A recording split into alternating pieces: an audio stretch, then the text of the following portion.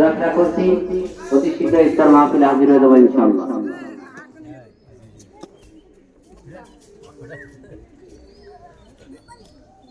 إن الحمد لله الأكرم الذي خلق الإنسان وكرم وعلمه من البيان ما لم يعلم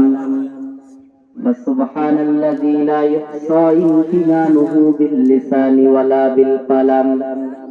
نشهد أن لا إله إلا الله وحده لا شريك له ونشهد أن سيدنا وحبيبنا ومولانا محمدا عبده ورسوله الذي أرسله بالحق بشيرا ونذيرا وداعيا إلى الله بإذنه وسراجا وقمرا منيرا أما بعد فقد قال الله تعالى في كلامه المجيد وفرقانه الحميد أعوذ بالله من الشيطان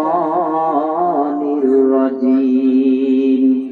بسم الله الرحمن الرحيم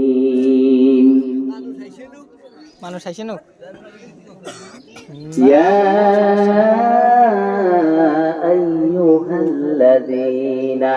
آمنوا اتقوا الله ولتنظر نفس ما قدمت لغد واتقوا الله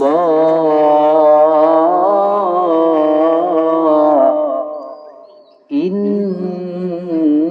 الله خبير بما تعملون